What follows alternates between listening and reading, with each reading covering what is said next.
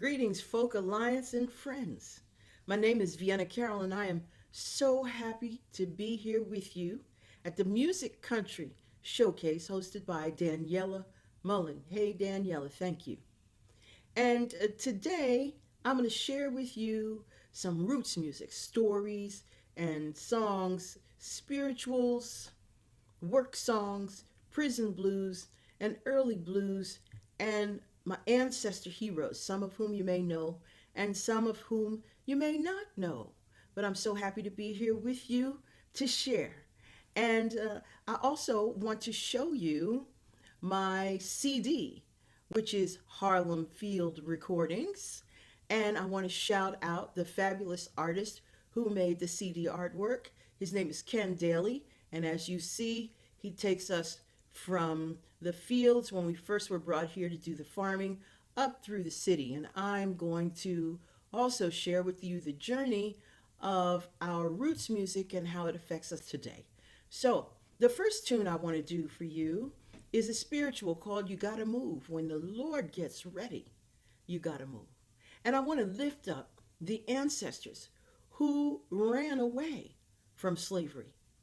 Now, I have heard some people say, well, it wasn't that many out of all of the total, but the truth of the matter is that given how savage and horrible slavery was, it's a miracle that anyone ran. Some made it to the North. Those folks are pretty well documented. And there is a black abolitionist. His name is William Still. He took down firsthand accounts of folks who made it in ones and twos and fours and even as big groups as big as 20.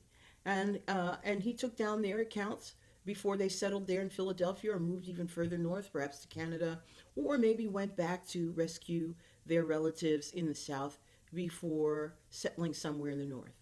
But in addition, fugitives ran south.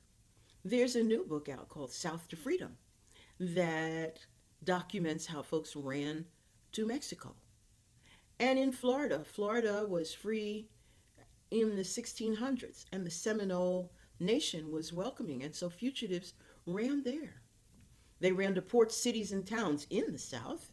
They melted in with the free and enslaved populations there, and they made some money and made a life. Sometimes they would even go back to the plantation to try to negotiate for the freedom of their relatives.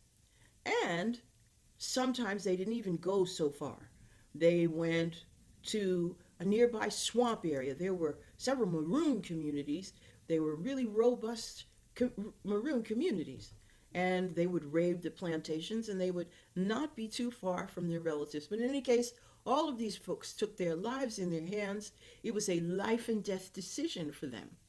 But when the Lord gets ready, you gotta move. You gotta move. You gotta move. You gotta move, child. You gotta move. When the Lord gets ready, you gotta move. You may be high, you may be low, you may be rich, child, you may be poor. But when the Lord gets ready, you got to move. See that woman walking the street. See that policeman on his beat. Hey, when the Lord gets ready, you gotta move. You gotta move. You got to move. You gotta move, child. You gotta move. 'Cause when the Lord gets ready, you got to move. Yeah. So, the next tune I want to share with you is a work song called Strawberries and Glory. And I discovered this tune as a student at Yale University. I was taking a class in early black music, and it was in a book by Dr. Eileen Southern. These words: I come from 4 miles out of town. I'm going to glory. My strawberries are sweet and sound. I'm going to glory. I fotched them 4 miles on my head. My child is sick. My husband's dead. And this strawberry grower was bringing her wares into town to sell them directly, and it reminded me of the farmers who used to come to town in my little town of York, Pennsylvania. They'd load up their produce in their trucks, station wagons, and they'd come through town and shout out, "I got sweet watermelon. I got fresh corn. I got string beans." And then, now I live in New York. So when I get on the subway, I'm reminded again of these folks because the young men on the subway, mostly young black men, they are not singing, but they're saying their patter when they sell their candy. And that is like a modern work song. So there's a continuum. So here is Strawberries and Glory, and I hope you enjoy it. All right.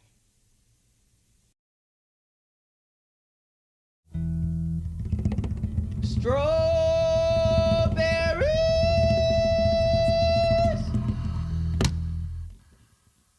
I come from 4 miles out of town.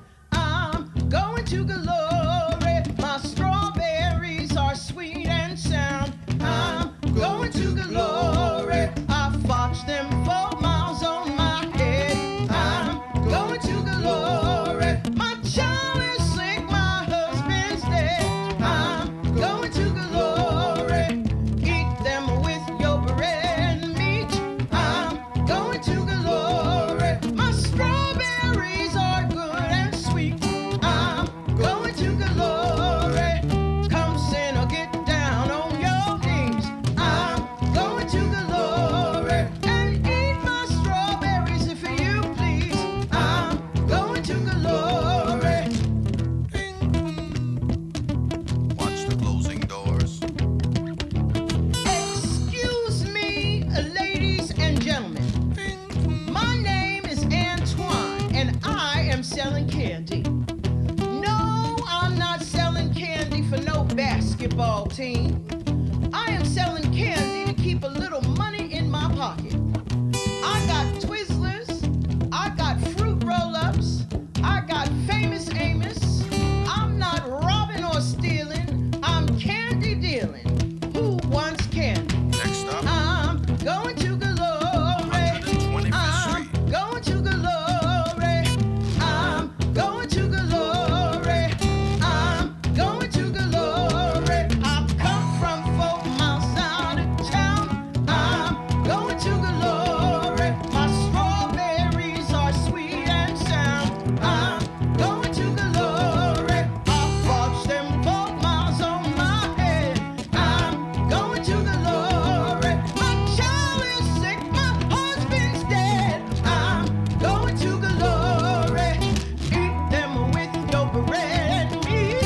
I'm going to glory. My strawberries are good and sweet. I'm going to glory. Come sinner, get down on your knees. I'm going to glory. And eat my strawberries if you please. I'm going to glory. I'm going to glory. I'm going to glory.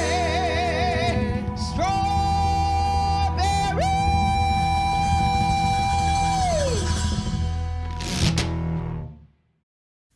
So the next time you ride the subway and you see one of these young men with their modern day work song, I hope you'll support them and give them $1. And I want to shout out the growing movement of black farmers. And when you can, I hope you will support them. So the next tune I want to do is also a work song called Stumbling Over Me. I don't want nobody stumbling over me. That is why I pray so hard.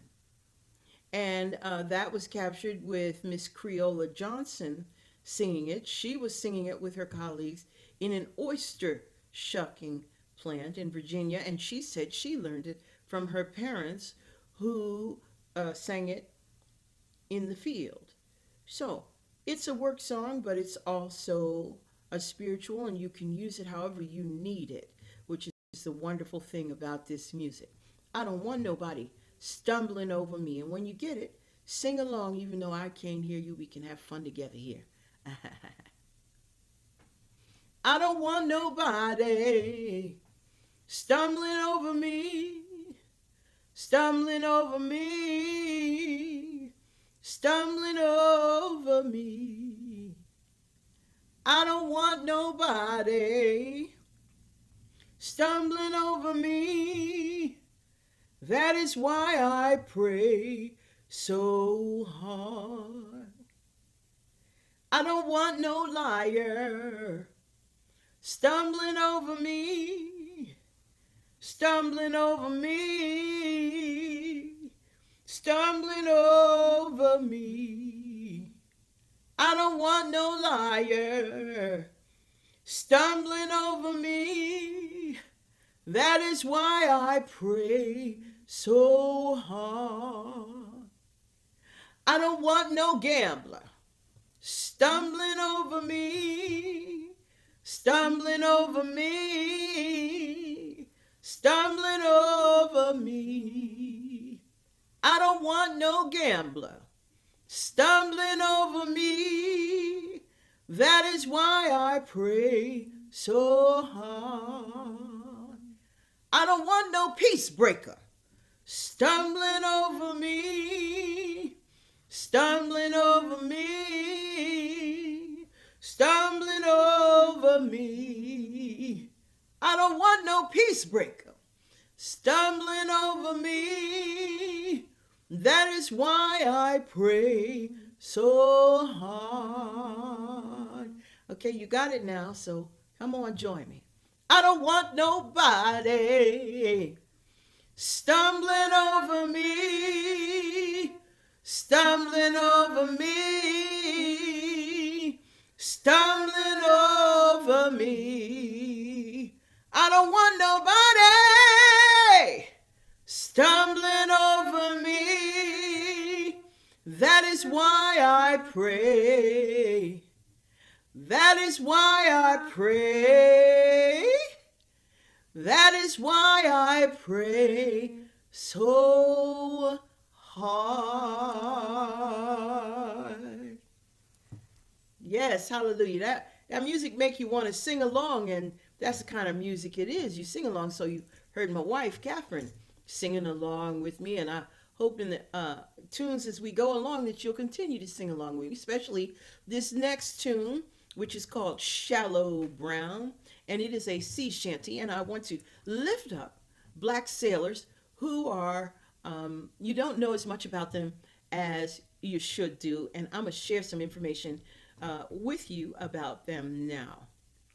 So, by the early 1800s, black sailors were 20 to 22% of the entire workforce in the United States, moving goods along the water. They were enslaved men, and they were free men, and they moved all over. They moved from the northern ports to southern ports. They moved from the south to the north. They moved to the Caribbean. They sailed from Europe, they sailed over to Europe and back again, and on whaling ships, because they were a really good part of whaling ships. They also sailed all over the world. Here is a grave marker from New Zealand. I went to New Zealand with my wife, Catherine, and in the northern island of New Zealand. Did you know New Zealand was 2 islands? I didn't, but it is, yes. And in the northern island of New Zealand, this little town called Manganui, there's this grave marker right in front of somebody's house. And here they memorialized Edmund Moody, who was 24 years old when he passed away, and he had been enslaved from Virginia all the way over there in New Zealand. Now it takes 15 hours on the plane. Can you imagine how long it took to get over there back in the day? And here is a picture of a gentleman. His name is Piers Concert, and he was from Long Island, Sag Harbor, Southampton. He was born into slavery, but he secured his freedom. I think he farmed for a while, and then he joined a whaling ship. A lot of black men were whalers. They didn't have a lot of other opportunity for them. They joined these whaling ships. As a matter of fact, I want to shout out a new book by Skip Finley, Whaling Captains of Color, where he documents the participation of black men in the whaling industry. And here we have Mr. Conser. He was on that ship in 1845 when they rescued Japanese shipwrecked sailors, and then they brought them to the port there in Japan, which had previously been a closed country, but they had to open up in order to receive their people. And they were fascinated by Mr. Conser, and this is a picture that they drew of him back then in 1845. But one major thing about these sailors was that they were really active participants in the Underground Railroad, and they really helped build the ethos, the freedom ethos of their land-based brethren. They came back and told stories of how they were treated, which is not nearly so bad as they were treated in the United States.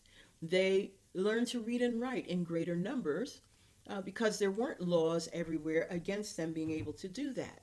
They helped people escape on the Underground Railroad. You may have seen in the movie Harriet, about Harriet Tubman, they had black sailors scattered all throughout that movie. And here you have a book called Walker's Appeal, David Walker's Appeal. Now, David Walker himself was not a sailor. He was a tailor in Boston in 1829. But he was a radical abolitionist. And what I mean by radical is that he supported the notion that black people should rise up and throw off the shackles of slavery by any means necessary, which is what his little book says. And so he wanted to disseminate this book. And in order to do it, he had his own printing press in his tailor shop. And he would print the book out.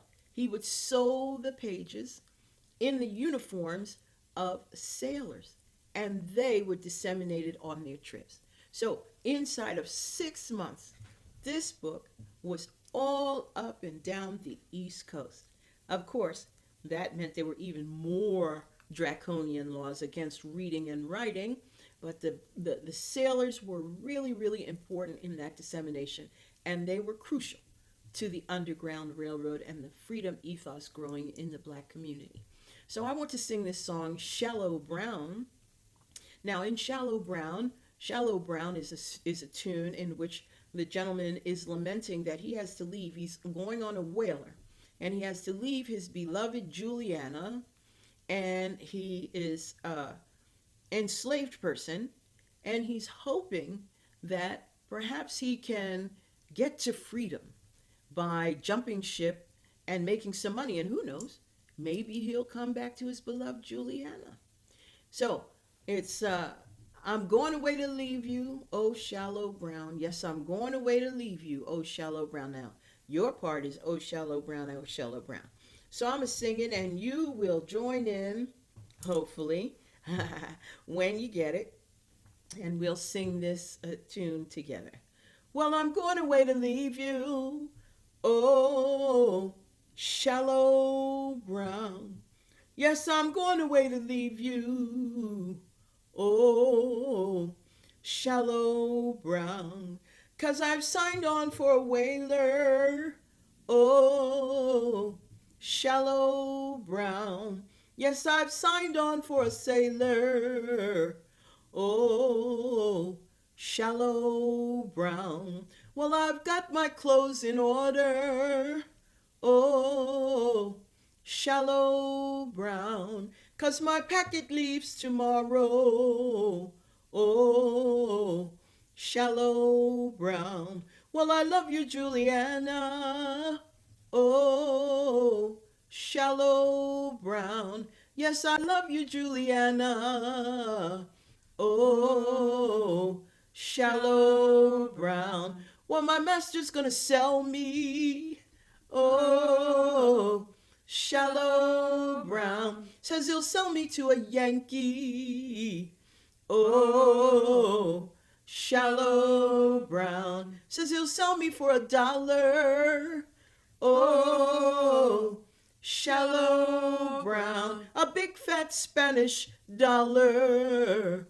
Oh, Shallow Brown, think I'll climb the chilly mountain. Oh, Shallow Brown, try to find that silver fountain. Oh, Shallow Brown, well, I'm bound away for to leave you. Oh, Shallow Brown, but I never will deceive you. Oh, Shallow Brown, fare you well, my Juliana. Oh, Shallow Brown, fare you well, my Juliana. Oh, Shallow Brown. Yes, well, I hope you enjoyed singing that along with me. And you may meet this song and have different verses, or you may know verses that are different. But that is the wonderful thing about Black music, is that it is endlessly improvisational. All right. So the next tune I want to share with you is This Train is a Clean Train. Everybody ride it in Jesus' name. This train is a clean train. Now, you can see that this tune is a spiritual, but it could also have been used as a call on the Underground Railroad. These tunes are just wonderful in the ways that they could have been used. Now, I would like to, what happened with this song was, it's not on the CD, but we did perform it at the CD release party last year in March 6th, right before the lockdown. And I would like to introduce you to my stellar, fabulous band. On my left, in the red shirt sitting down, is Newman Taylor Baker, Washboard XT. He is a superb drummer, percussionist, and here he's playing the washboard, and maybe you can see those gunshot shells on his fingers. Then there's me, and then there's Keith Johnston on the guitar, very talented gentleman, my art director, my ride or die art partner, Keith Johnston. And then next to him on the bass is the inimitable and fabulous and stunning Stanley Banks. And here we are giving you, at the CD release party in the Folk Art Museum in Lincoln Square, New York, we're giving you This Train is a Clean Train. All right. This Train, which is a spiritual, it was really popularized by gospel superstar Rosetta Tharpe. All right.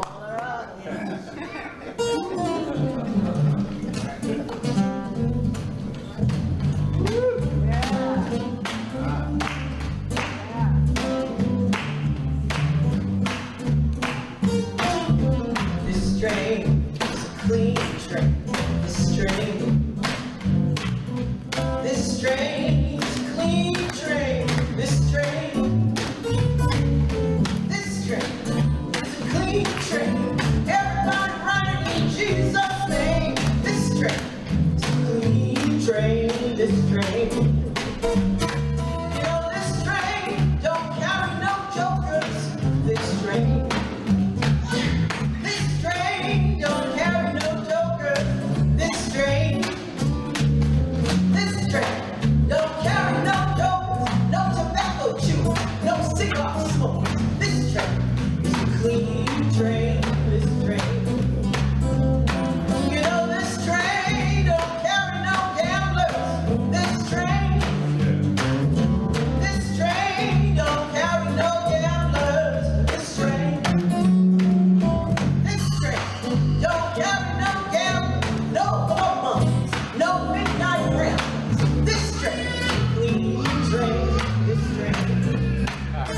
And you know, this train don't carry no liars.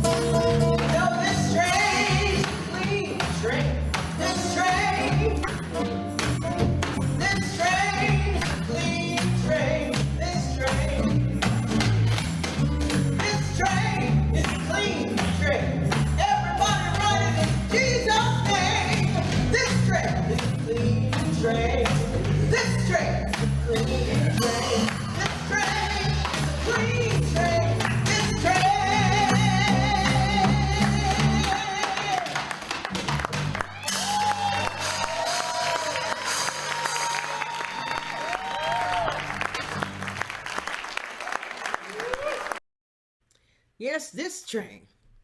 Boy, we had a time. We had a wonderful time. And did you hear that baby singing along? That was the best. I really loved that. I can't wait to be able to perform for you or with you again. And it's coming, it's coming, it's coming. So, the next tune I want to share with you is Joshua fought the battle of Jericho, and the walls come tumbling down. And also, I want to lift up another really underrepresented group of black men, the United States Colored Troops. Now, you know, the Civil War started in 1861, but black men were not allowed to fight, even though they wanted to join, because of that racism. But the Union Army became depleted. They couldn't draft people. The white immigrants didn't want to join. And they weren't winning. They were just really exhausted. So by 1863, in May, they created General Order 143 that created the United States Colored Troops and allowed the men to finally join. There was initial little pushback because the men wanted to make sure that they would be paid equally and they would get sign-on bonuses. Both of those things were agreed to. They didn't receive either one of them, but they joined in droves. Now, in a few years ago, I was a resident artist at the Hudson River Museum in Poughkeepsie, and another artist that was showing there is Red Grooms, who makes larger than life dioramas. You see here, he made a diorama for Mr. Lincoln's pit stop in Peekskill on his way to his inauguration in 1861. That hat over there is larger than 10 feet tall, and those gentlemen standing are 6 feet, at least 6 feet. It's wonderful, wonderful art. And what I did as the resident artist there is I was tasked to talk about the participation of the black people in the Civil War.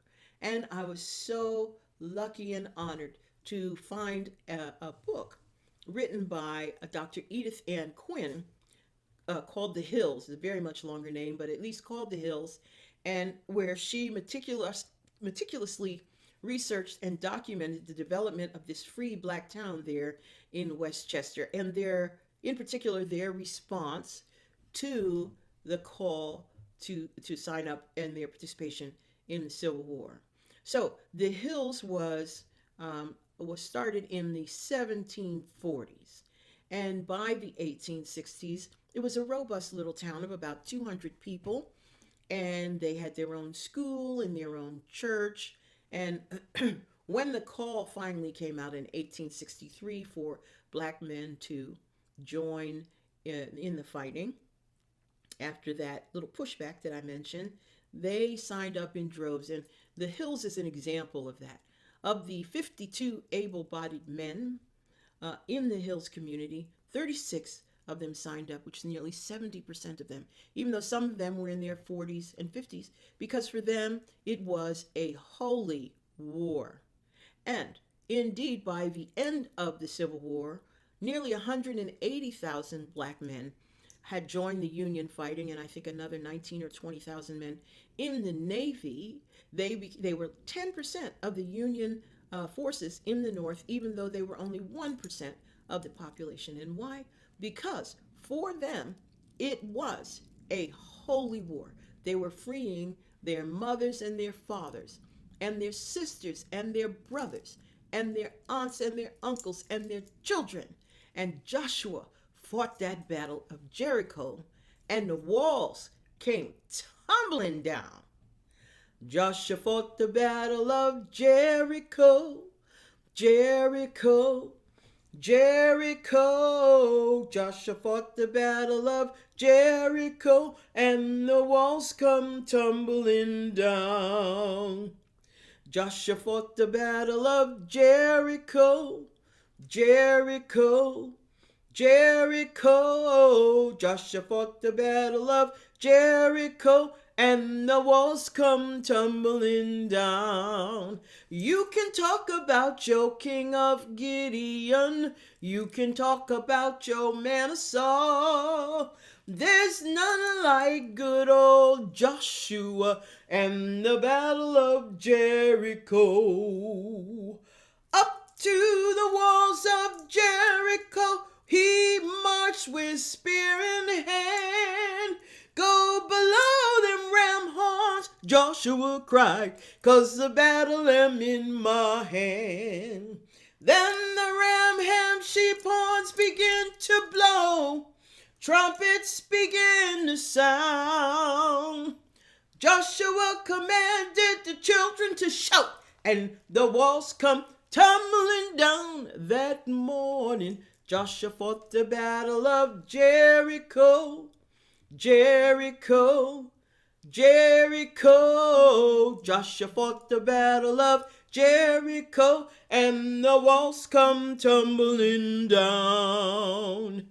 Joshua fought the battle of Jericho. Jericho, Jericho. Joshua fought the battle of Jericho, and the walls come tumbling down. And the walls come tumbling down. And the walls come tumbling down. All right. Hallelujah. So, next, I want to share a work song with you that was also a lullaby, Pretty Little Horses. And in this, I lift up black women during slavery. Now, you may have seen the Handmaid's Tale, which gives you some idea of what black women had to go through. They were routinely raped. They were separated from their children. And when they had children, they were forced to give their breast milk to the slave owner's baby instead of, or maybe in tandem with their own child. And so I want to share with you here Pretty Little Horses from the CD.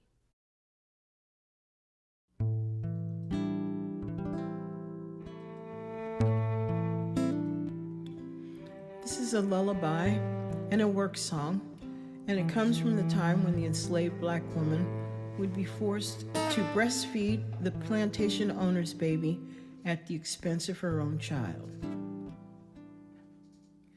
Hush, abide, don't you cry, go to sleep, little baby.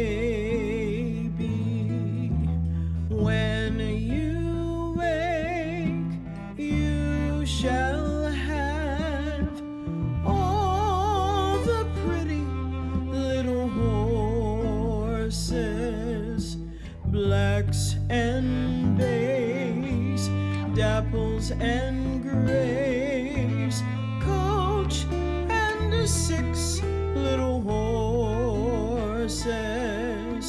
way down yonder in the meadow lies my poor little baby.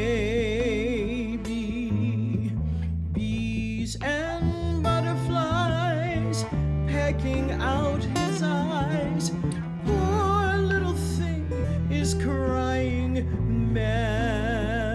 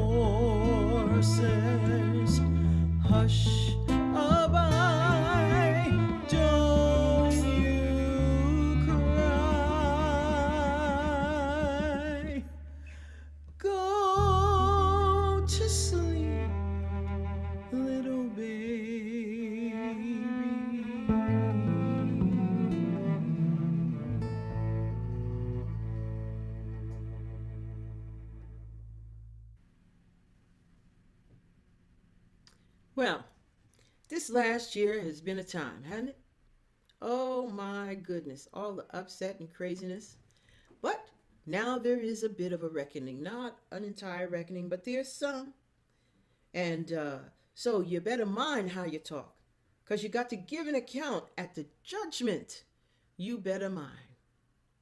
This is a spiritual that I really like. It's on the CD, but I'm just going to sing it with to you, and I hope you'll join in if you get it. If you don't, I hope you enjoy it. You better mind how you talk. You better mind what you talking about. You gotta give an account at the judgment. You better mind. You better mind how you sing. You better mind what you singing about. You gotta give an account at the judgment. You better mind. Said you better mind. You better mind. You gotta give an account at the judgment. You better mind. Said you better mind. You better mind. You gotta give an account at the judgment. You better mind. You're going round here from door to door, talking about things that you really don't know. You gotta give an account at the judgment. You better mind. You're going round here from place to place. The way you're living is a really disgrace. You gotta give an account at the judgment. You better mind. Said you better mind. You better mind. You gotta give an account at the judgment. You better mind. Said you better mind. You better mind. You gotta give an account at the judgment. You better mind. If your sister treats you wrong, keep it to yourself and God alone. Give an account at the judgment. You better mind. Before the preacher baptized you, you know what you promised God you would do. You gotta give an account at the judgment. You better mind. Said you better mind. You better mind. You gotta give an account at the judgment. You better mind. Said you better mind. You better mind. You gotta give an account at the judgment. You better mind. You gotta give an account at the judgment. You better mind. You got to give an account at the judgment. You better mind. And you know who you are, right? All right. So, in that same vein, I want to share with you a tune, Grinning in Your Face. You might know this tune is very popular and very, very, very lovely advice. And I do this tune on the CD with Stanley Banks. And here is Grinning in Your Face.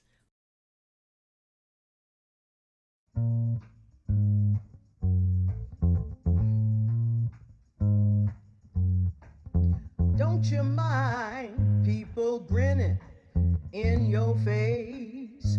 Don't mind people grinning in your face. Just bear this in mind. A true friend is hard to find. So don't you mind people grinning in your face. You know they'll jump you up and down, and they'll follow you around and round. And as soon as your back is turned, they'll try to cut you down. But just bear this in mind.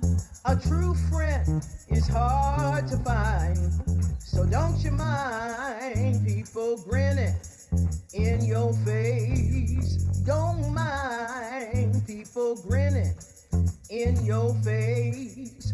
Don't you mind people grinning in your face? Just bear this in mind.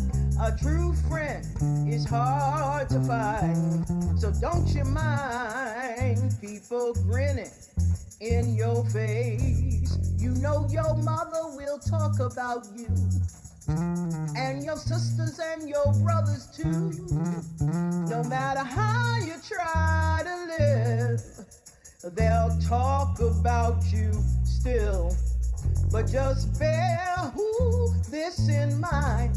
A true friend is hard to find. So don't you mind people grinning in your face. Don't mind people grinning in your face.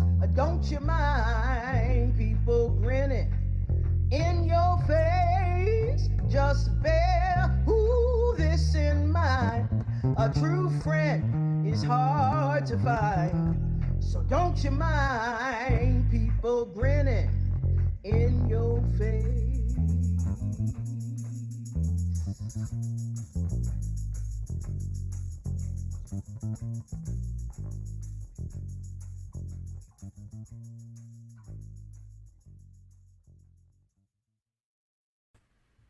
Yeah, don't you mind people grinning in your face. Good advice all the time, right? All right, now, next I want to share with you a particular subset of the blues, the prison blues. So, of course, they were created in prison. Okay, so here's what. The Civil War was over, and they enacted the 13th Amendment, which put an end to slavery, except as a punishment for a crime. So, since the South and indeed the United States economy was addicted to free labor, they created these prison farms that were wildly profitable, and it became a crime for a black person to spit on the sidewalk, to look a white person in the eye, to not step off the sidewalk if a white person was coming to them on the sidewalk. You name it, it became a crime. And so they would wholesale put black people in these prison farms, and they would work them for free. They were wildly profitable. You probably have heard of the Angola, Louisiana prison, and also the one in Parchman, the Parchman Women's Penitentiary. They had a women's section, and here is the women from the women's section of the Parchman Penitentiary. They are making uniforms, and they made mattress covers, and here you see them in their uniforms at the post office. And their tunes were collected in 1936 and 1939.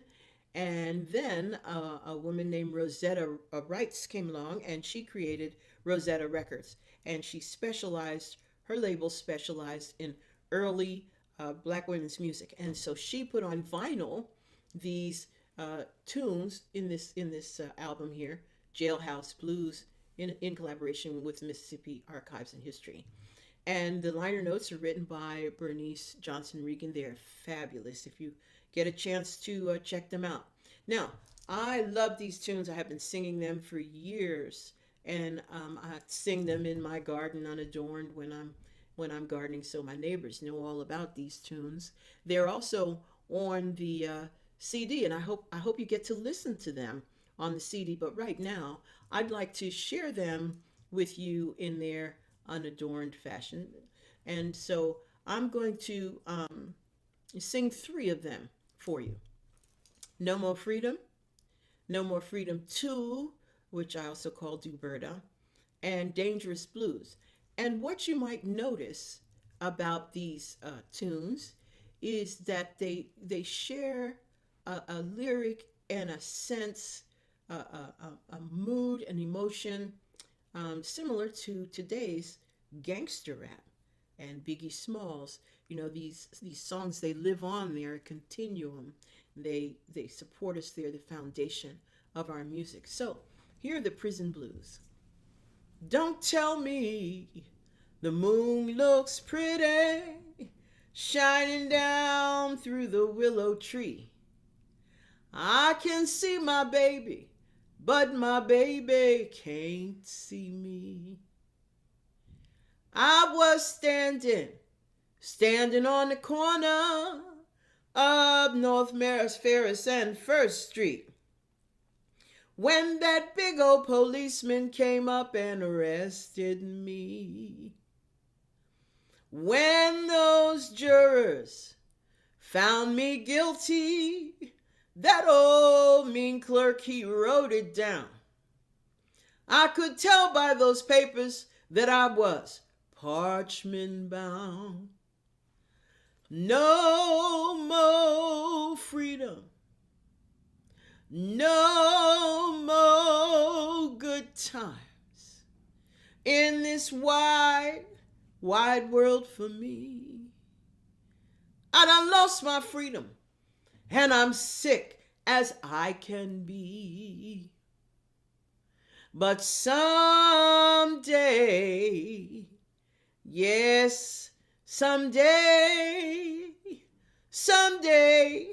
I will go free.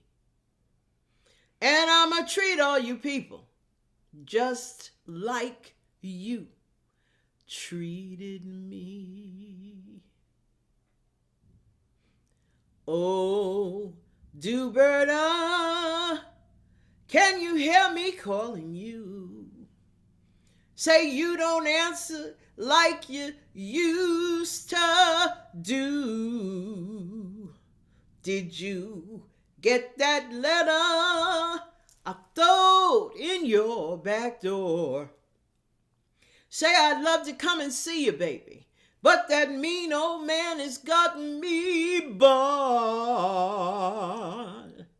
Well, 6 months ain't no sit down. 9 years ain't no time.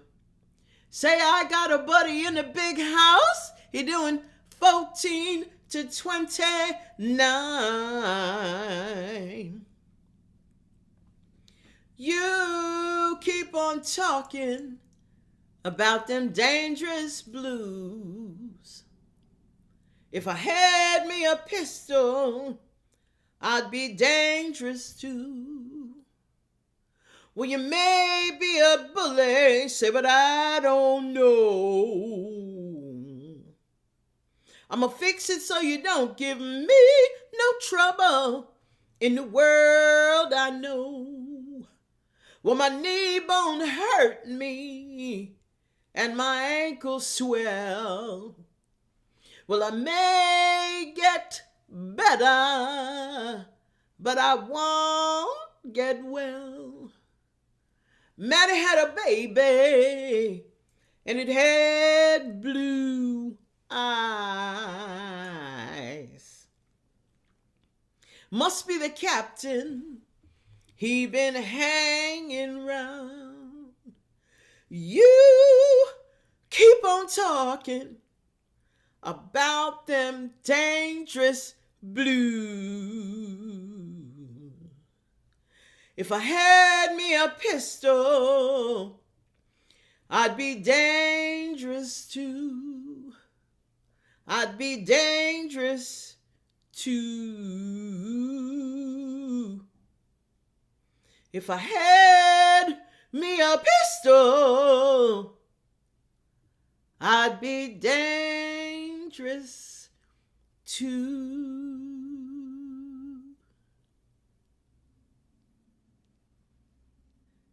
All right. So the last song that I want to share with you is called Singing with a Sword in My Hand. It's a spiritual. And I met this song while I was a student back there at Yale University in the 70s. And it was part of a book of spirituals that was put together by James Weldon Johnson and his brother, John Rosamond Johnson. And when I saw that tune, I'm like, well, where would they have sung that song where would that be acceptable to sing that during slavery? I think that it was a cane cutting song, but I'm not sure.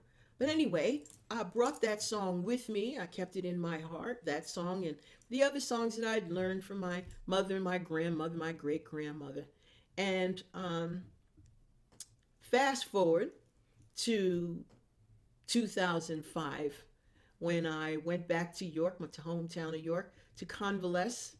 And I visited the York Historical Society for the first time in my life because we had moved to the suburbs. And my white classmates and I, we didn't go to the York Historical Society. But here I was in my 50s now in the York Historical Society, and I found out that York was a hotbed of Underground Railroad activity because it was just 12 miles from Maryland, the Mason Dixon line. And I also found out that there was all of this black participation in the Underground Railroad. And so that turned my thinking on its head. And what I realized is that we freed ourselves from slavery. The Quakers helped us. The abolitionists helped us. But we did it. We did that thing. It was a matter of life and death for us. And those of us who decided that we'd had enough and we were willing to risk our life, well, we thank the folks that helped us, but we did that thing. So I want to dedicate Singing with a Sword in My Hand to all of those folks, and to one woman in particular. Her name was Mary Bowser. Now, she was born a slave, an enslaved person, in Richmond, Virginia, and she was born Mary Richards on a Van Loo estate.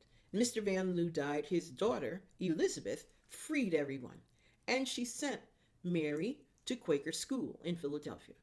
Mary finished school, she became a missionary, but she decided that she really wanted to go back south. So she went back to Richmond and worked on the Van Loo estate as a free person. She met and married William Bowser.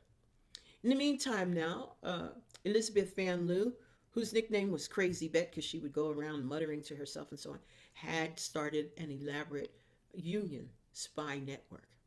So when she heard that the house of Jefferson Davis needed help, now Jefferson Davis was the president of the Confederacy, needed help for a party or some event or something, she asked Mary would she go in. Mary said sure. She went in as an enslaved, illiterate person, and guess what her name was? Her name was Ellen Bond.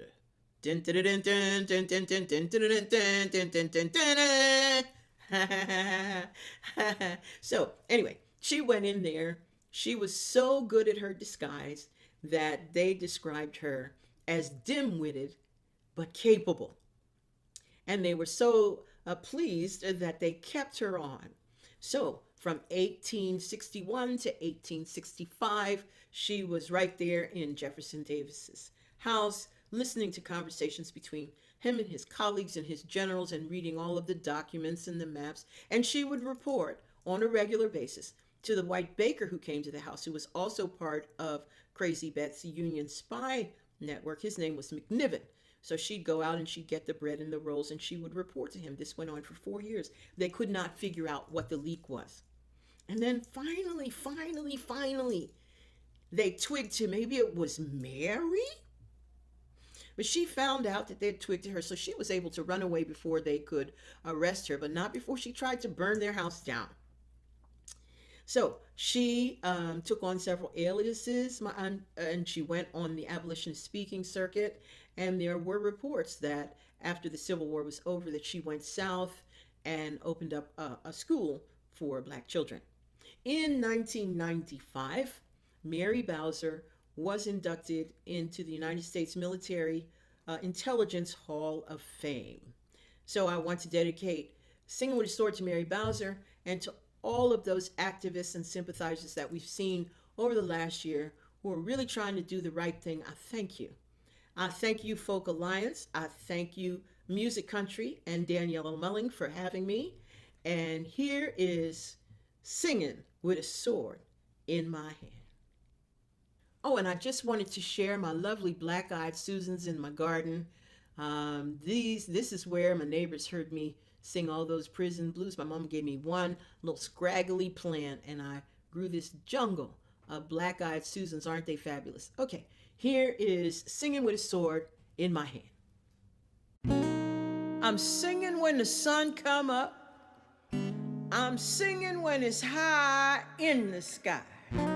I'm singing when the sun go down. I'm singing 'cause I'm free.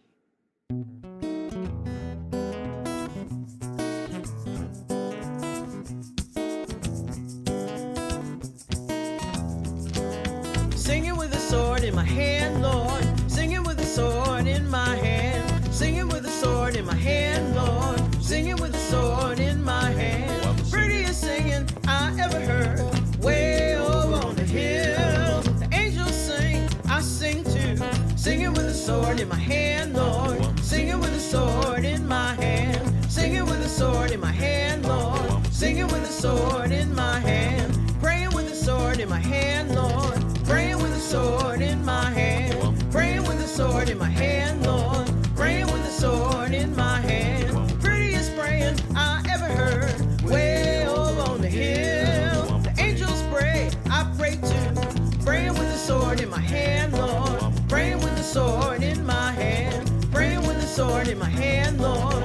Praying with a sword in my hand. Shouting with a sword in my hand, Lord. Shouting with a sword in my hand. Shouting with a sword in my hand, Lord. Shouting with a sword in my hand. Prettiest shouting I ever heard. Way over on the hill. The angels shout, I shout too. Shouting with a sword in my hand, Lord. Shouting with a sword in my hand. Shouting with a sword in my hand, Lord. Shouting with a sword in my hand. Singing with a sword in my hand, Lord. Singing with a sword in my hand. Singing with a sword in my hand, Lord. Singing with a sword in my hand.